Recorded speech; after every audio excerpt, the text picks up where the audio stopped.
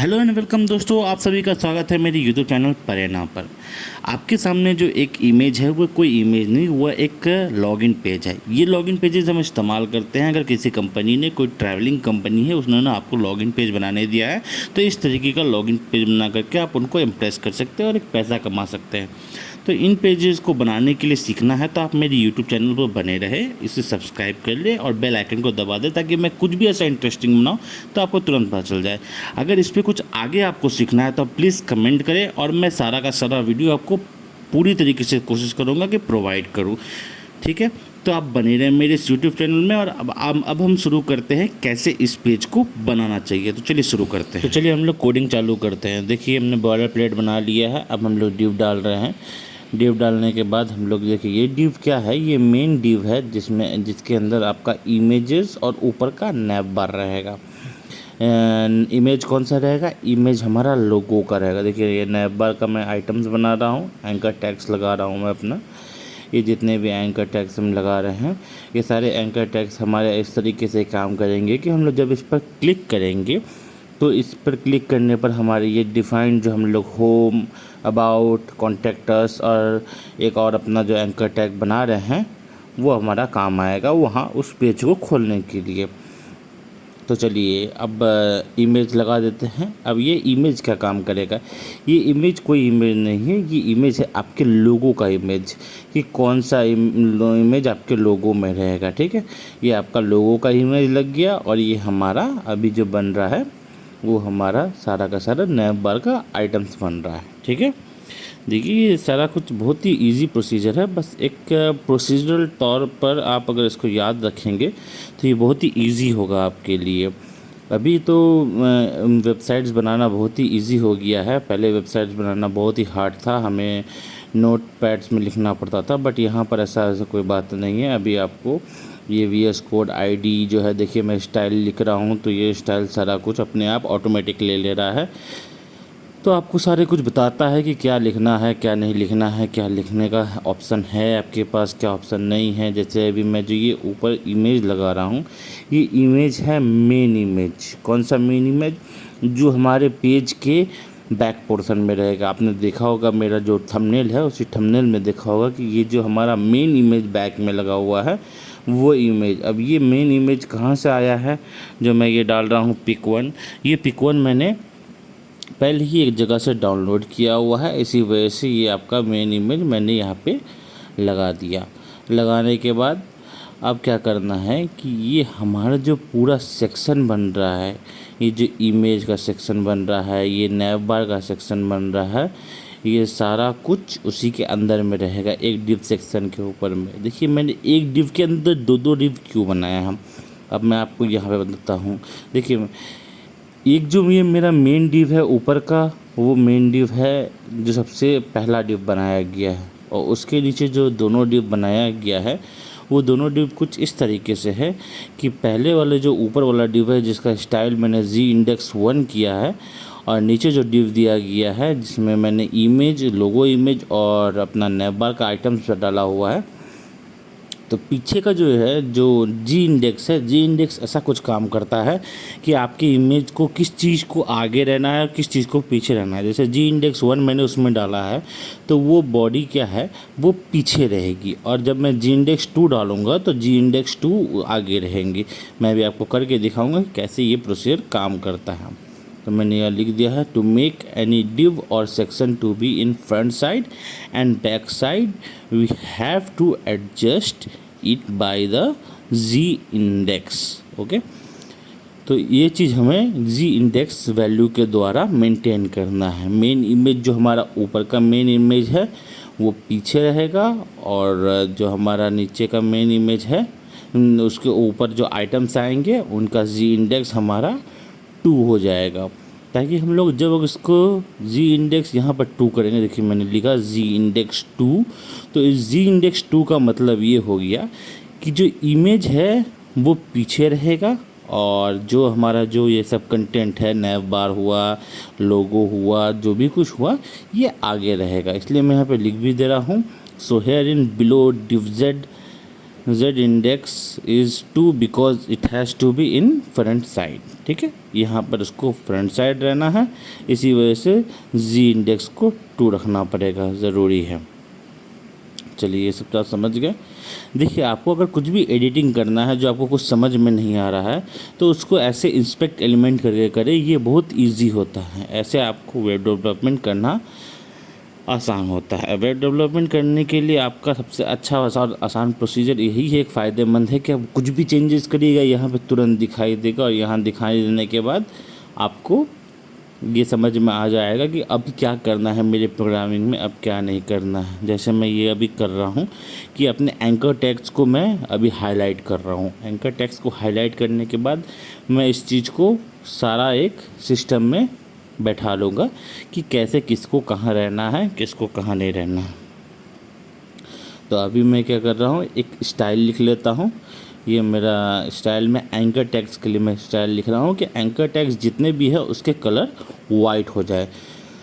देखिए ये स्टाइल मैंने ऊपर में इसलिए लिखा, उसको इनलाइन CSS में इसलिए नहीं लिखा बिकॉज ये क्या है कि सारे एंकर टैग्स के लिए मैं करना चाहता हूँ, इसी वजह से। अगर एक ही एंकर टैग के लिए करना चाहता तो वो अलग से डिफ़ाइन करता, बट सारे एंकर टैग्स के लिए मुझे करना पड़ा, इसलिए मैंने स्टाइल CSS ऊपर में लिख दिया। ठीक है। एक होता है हमारा ये इनलाइन CSS, तो इनलाइन CSS ऐसी जगह करें जो उसी के लिए डिफ़ाइन कर रहे हैं, बाकी इनलाइन CSS ना करें। ठीक है। ठीक है। तो अब मैं इस पूरे डिव जिसमें मेरा एंकर टैग बना हुआ है उसको मैं फिक्स कर देता हूँ ताकि वो ऊपर ही रहेगा, क्योंकि हमारा नैव बार जो है वो सारा कुछ तो ऊपर ही रहेगा, नीचे कुछ होगा नहीं। और डिस्प्ले अभी मैं फ्लेक्स कर दिया मेन इसका, ताकि ये सारा कुछ प्रोसीजर तरीके से आ जाए जैसे हमारा नैव बार रहता है ऊपर में। अब मैं लोगो अपना फाइंड कर लेता हूँ, एक गूगल क्रोम में आकर के एक लोगो, कोई भी अच्छा सा लोगो जो कि बट अच्छा नहीं लग रहा है मुझे, एक बिना बैकग्राउंड वाला लोगो लेना चाहिए यहाँ पर। तो मैं लिख रहा हूँ लोगो विदाउट बैकग्राउंड। कौन सा लूँ, अच्छा सा कोई, ये सही है। हाँ, इसको मैं सेव कर लेता हूँ, पिक2 करके सेव किया, अपने डेटाबेस है वहाँ पे डेस्कटॉप। चलिए यहाँ पे डाल देता हूँ pic2.jfif save. Oh my God, यहाँ पे तो आपको बैकग्राउंड है ही, तो उसे मुझे बैकग्राउंड हटाना पड़ेगा। रिमूव बैकग्राउंड ऑनलाइन, ठीक है, इसको सिलेक्ट कीजिए। ये अच्छी साइट है ये वेबसाइट remove.bg। आप इसमें हर कुछ, मैं अधिकतर इसी को यूज़ करता हूँ क्योंकि ये अच्छे तरीके से काम करके देती है। तो ये देखिए इसको यहाँ से उठाना है मुझे और अपने जो मेन फोल्डर है उस फोल्डर पे ले आना है जिस पे मैं अपना प्रोग्रामिंग कर रहा हूँ, जो कोडिंग कर रहा हूँ वेबसाइट पेज के लिए। ठीक है, यहाँ पे लेके आया, पुराने वाले को डिलीट कर दिया मैंने। अब ये नए वाले को सेव कर लेता हूँ pic2 करके और जाता हूँ, रिफ़्रेश करता हूँ। यहाँ पे आ जाना चाहिए बट नहीं आ रहा। ओ अच्छा, नाम चेंज करना पड़ेगा, सॉरी, pic2.png है तो png के नाम सेव करना पड़ेगा। ओके, ये आ गया। चलिए, ये ऊपर नीचे हो गया होगा, बहुत कुछ ऊपर नीचे हो गया, बट ये सारा कुछ सही हो जाएगा, आप टेंशन मत लीजिए, सब कुछ मैनेज हो जाएगा।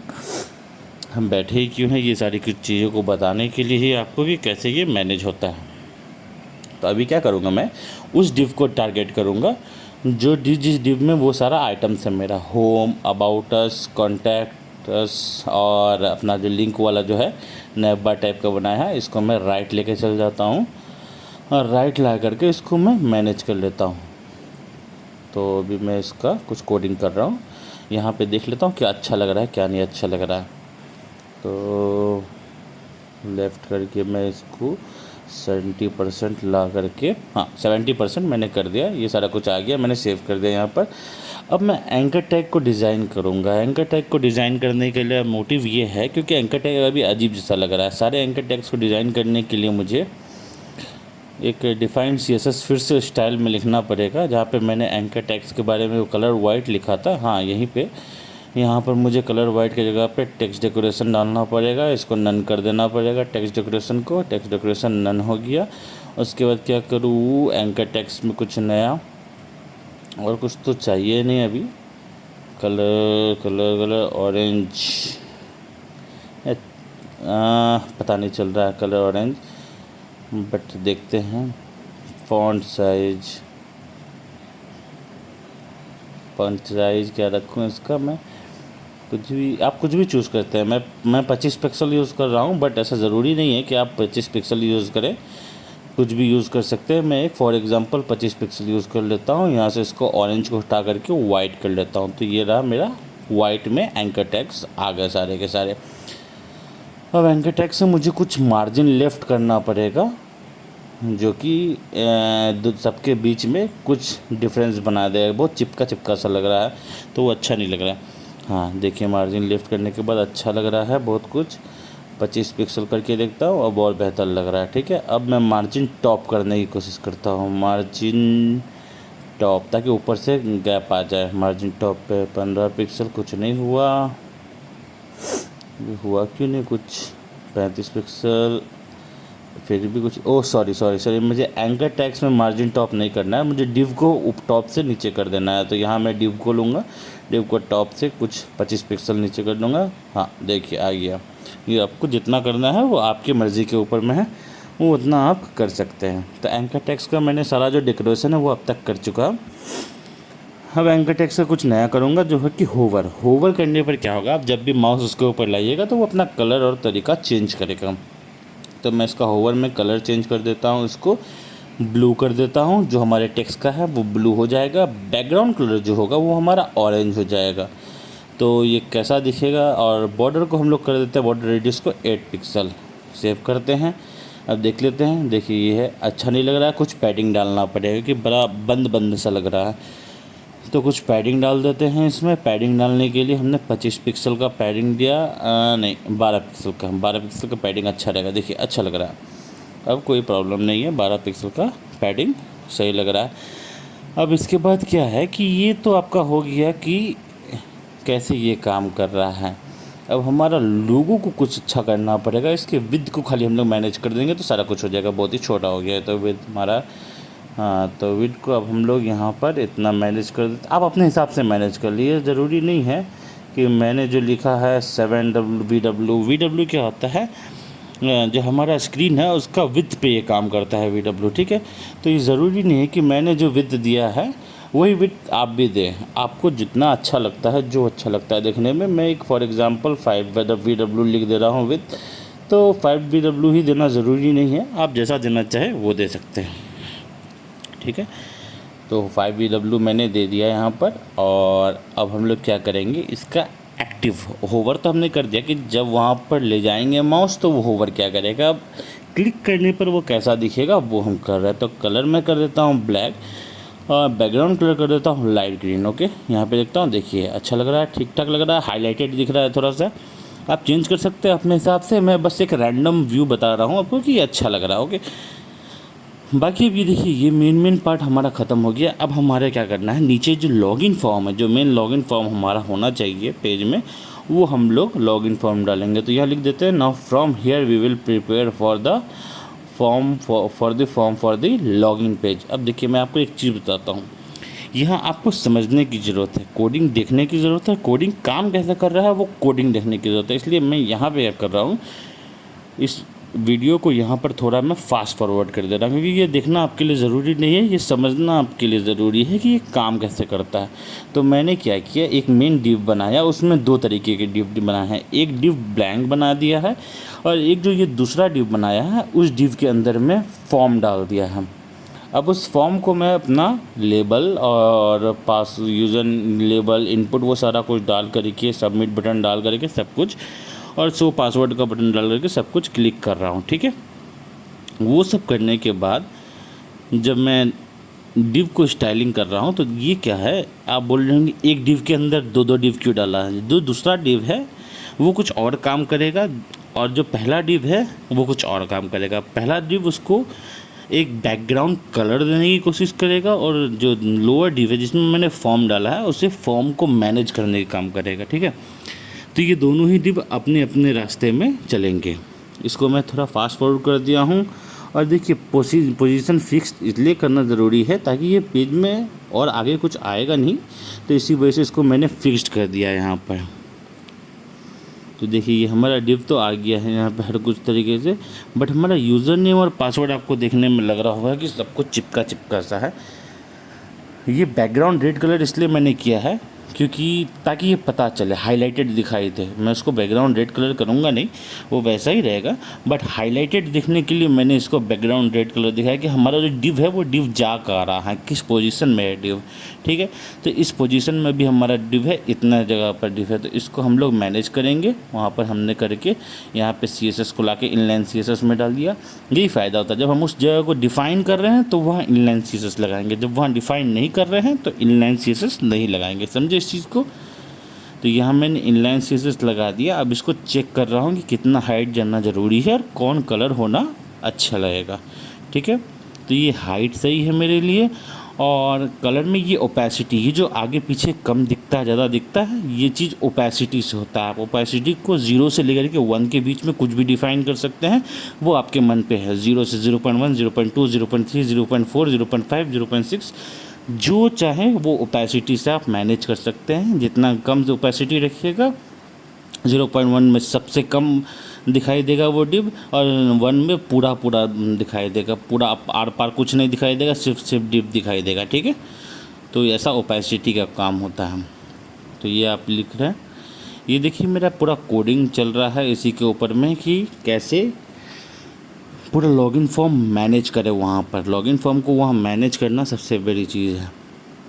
ठीक है, G-index 4 पोजीशन को मैंने एब्सोल्यूट कर दिया है। देखिए पोजीशन एब्सोल्यूट क्या काम करता है कि जिस डिव के अंदर आपने उस डिव को डिफ़ाइन किया, जैसे एक मेन डिव के अंदर मैंने उस डिव को डिफ़ाइन किया था, इसलिए क्या हुआ, पोजीशन एब्सोल्यूट करने पर वो सारा कुछ उस डिव के 0 पिक्सल पे चला गया। ठीक है, तो इसी वजह से ऐसा हुआ।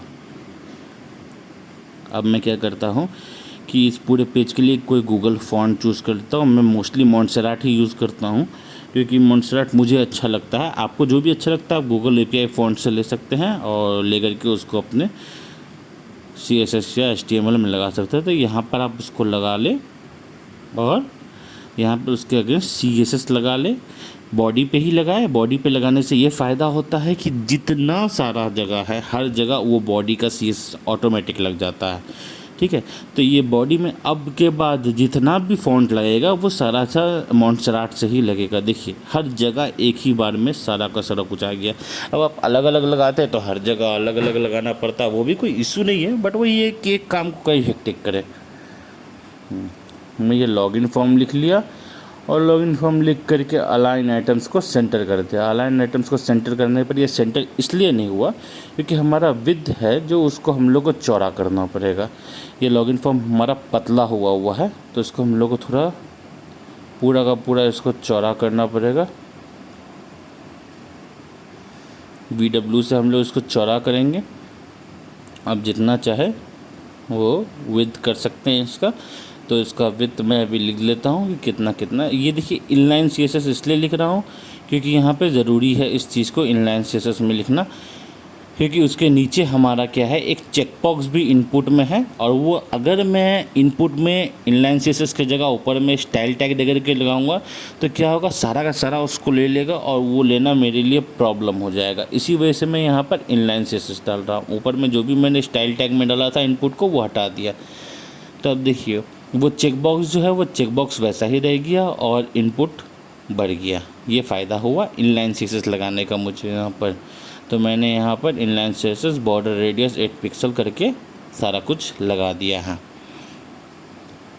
अब मैं इसको कुछ और डिज़ाइन करूँगा। इसके अलाइन आइटम्स को सेंटर करूँगा। अलाइन आइटम्स सेंटर करने में मुझे प्रॉब्लम आ रही है क्योंकि डिस्प्ले ब्लॉक किया हुआ है। ब्लॉक से हटाना ज़रूरी है। कभी भी आप डिस्प्ले ब्लॉक करके अलाइन आइटम्स को सेंटर नहीं कर सकते, वो होगा ही नहीं, CSS लेगा ही नहीं। तो मैंने ये जितना भी BR लगाया है ये BR हटा दीजिए। BR हटाने के बाद क्या होगा, ये सारा कुछ चेंज हो जाएगा। ठीक है, तो ये BR लगाने के बाद क्योंकि विड्थ मैंने पूरा किया हुआ है इसी वजह से अलग अलग लाइन में आ रहा है, ना तो ये अलग अलग आता नहीं। ठीक है, अब इसको मैं पोजीशन डिस्प्ले कर देता हूँ फ्लेक्स, और फ्लेक्स स्टाइल को कर दूंगा मैं कॉलम। ठीक है, फ्लेक्स स्टाइल कॉलम कर देखिए अब अलाइन आइटम्स लग गया। लॉगिन फॉर्म देखिए कहाँ आ गया, बीच में आ गया। तो यही फ़ायदा होता है अलाइन आइटम्स सेंटर करने का। मगर अलाइन आइटम्स सेंटर तभी होगा जब आप डिस्प्ले ब्लॉक के सिवाय कुछ भी लिखिएगा, तभी होगा। नन नहीं लिखिएगा, नन लिखने पर दिखाई नहीं देगा। ठीक है, डिस्प्ले नन नहीं होना चाहिए और डिस्प्ले ब्लॉक नहीं होना चाहिए। बाकी कुछ भी लिख दे आपका काम हो जाएगा, अलाइन आइटम्स सेंटर हो जाएंगे। ठीक है, ये हमारा लगभग सारा कुछ बन चुका है। अब कुछ कुछ बस इसके जो मेन CSS पार्ट है, जैसे ये हमारे यूज़र नेम, पासवर्ड, इन सब चीज़ों को ठीक से मैनेज करना है। वो सारा कुछ हम मैनेज कर लेंगे। फ़ॉन्ट साइज़ मैं कुछ बढ़ा देता हूँ ताकि बहुत छोटा छोटा सा लग रहा है। फ़ॉन्ट साइज़ देखिए, इस वीडियो का प्रीरिक्विजिट यही है कि आपको HTML, CSS, जावास्क्रिप्ट आना चाहिए। अगर आपको ये सब आता है तो इस वीडियो से हम लोग आपको बस हिंट देंगे कि किस जगह क्या करना है, तो कहाँ से कहाँ क्या काम होगा। ये ऐसा ट्यूटोरियल नहीं है कि जो आपको HTML, CSS और जावास्क्रिप्ट के बारे में बता रहा है, ठीक है। ये ऐसा ट्यूटोरियल है जिसमें कि आप HTML, CSS और जावास्क्रिप्ट को प्रैक्टिस कर रहे हैं, तो ये प्रैक्टिस करने का ट्यूटोरियल है। यहाँ आप बस इसको मेंटेन करते रहें। थोड़ा मोड़ा हाइट को मेंटेन कर रहा हूँ मैं कि कितना अच्छा लगेगा, ये सही लग रहा है। तो इस हाइट को मैं दोनों ही जगह लिख देता हूँ, दोनों ही इनपुट में। यहाँ मैं फिर से इस चीज़ को बता दे रहा हूँ, यहाँ इनलाइन CSS ज़रूरी है, क्योंकि इनलाइन CSS आप नहीं दीजिएगा तो जो चेक बॉक्स है, टाइप चेक बॉक्स वाला इनपुट है, वो आपका सारा का सारा CSS ले लेगा, ठीक है। तो वो ऐसा ना करें। यहाँ देखिए BR करने पर भी कुछ नहीं आया, बिकॉज़ यहाँ एक BR से वो नॉर्मली अलग लाइन पे किया है। अब स्पेस बनेगा दूसरे BR से, देखिए यहाँ अब स्पेस बना। तो इसी वजह से ये मत सोचिएगा कि यहाँ BR से क्यों नहीं आया, ये इसलिए नहीं आया क्योंकि उस समय सब कुछ फ्लेक्स पे चल रहा था। फ्लेक्स की वजह से उसका लाइन चेंज नहीं था, वो सिर्फ दिख रहा था आपको चेंज लाइन, ठीक है। अब ये हम लोग HR लगा रहे हैं, हॉरिजॉन्टल लाइन। हॉरिजॉन्टल लाइन में देखिए मैंने टेक्स्ट अलाइन सेंटर किया हुआ है, तो हॉरिजॉन्टल लाइन मुझे देखिए ये डॉट जैसा दिखा रहा है बीच में। मैं खोज रहा हूँ, मैं खुद कंफ्यूज हो गया था, ठीक है। मगर अब क्या है, इसको मैं विथ जब 100% कर दूंगा, अब देखिए इसका देखिए HR टैग आ गया। क्यों आ गया? क्योंकि विथ सेंटर किया हुआ था तो वो बीच में आ रहा था। अब HR को जब मैंने 100% कर दिया तो वो हर जगह सही से आ रहा है।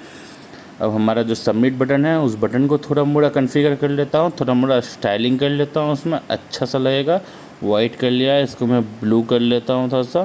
डार्क ब्लू मुझे एकदम अच्छा नहीं लगता, बट क्योंकि इस जगह पे ये वही सूट करता है तो मुझे लगाना पड़ता है डार्क ब्लू, वरना मुझे डार्क ब्लू कभी पसंद नहीं है इस सबमिट में। देखिए मैं अभी भी इस चीज़ को चेंज कर देता हूँ यहाँ पर।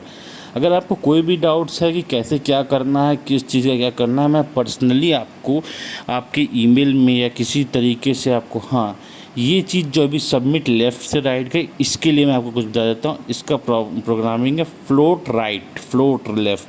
अगर कोई भी चीज़ डिव के अंदर में है या किसी भी आइटम के अंदर में है और उसको आपको लेफ़्ट या राइट करना है, तो उसका कमांड होता है फ्लोट राइट या फ्लोट लेफ़्ट, ठीक है। ये कमांड आपका सबसे आसान तरीका है किसी को भी चीज़ को लेफ़्ट या राइट करने का। अलाइन आइटम्स यहाँ पे यूज़ ना करें, क्योंकि अलाइन आइटम्स के बाद यूज़ करने के बाद उसके अंदर अगर आपको कुछ और भी चीज़ रहेगा तो वो भी राइट या लेफ़्ट हो जाएगा। तो पर्टिकुलरली एक चीज़ को आप फ्लोट लेफ़्ट या राइट कर सकते हैं, तो ये सबसे आसान तरीका है। तो अभी मैं ये CSS डाल देता हूँ यहाँ पर, स्टाइल इनलाइन CSS करके। इनलाइन CSS मुझे सबसे बेस्ट लगता है क्योंकि ये सबसे जल्दी और आसान तरीके से आपका सारा काम कर सकता है। तो ये रहा मेरा सारा का सारा इनलाइन CSS लग गया मेरे सबमिट बटन में।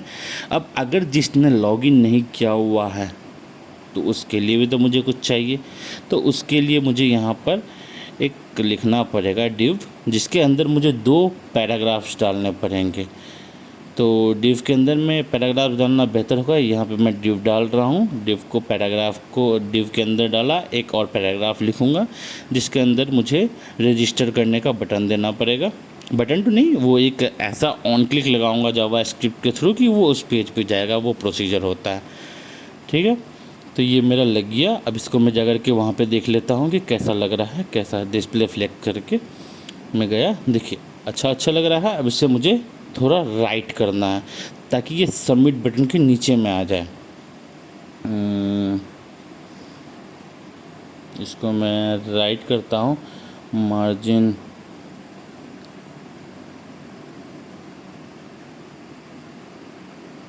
अलाइन आइटम्स यहाँ पे काम नहीं करेंगे बिकॉज डिस्प्ले का प्रॉब्लम है थोड़ा सा।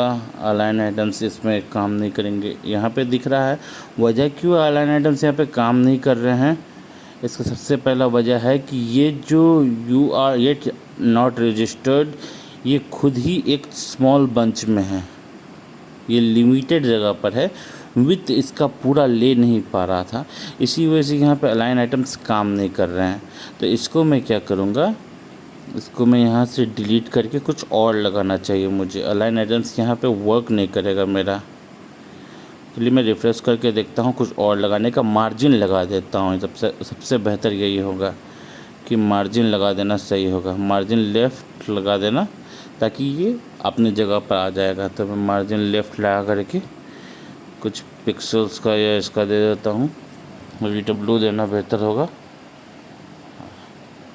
ये रहा, VW बेस्ट है अभी मार्जिन लेफ़्ट लगाना। तो ये प्रॉपर तरीके से आ गया अपनी जगह पर। यहाँ पर मैं इसका इनलाइन CSS डाल देता हूँ और मेरा पूरा का पूरा डिव आ गया अपनी जगह पर। तो अब इसका रजिस्टर हेयर का जो कलर है वो मुझे कुछ कलर चेंज करना पड़ेगा। ब्लू तो मैंने लिख दिया, बट यहाँ पे ब्लू दिख नहीं रहा है, तो कुछ मैं ब्लू का कलर थोड़ा सा और चेंज कर दूँगा, पर्पलिश टाइप का, येलो ब्लू। हाँ ये सही है, पर्पल ब्लू का टाइप का है ये लगाया, सेव किया, ये आपका वेबसाइट बनके तैयार है। तो थैंक यू दोस्तों।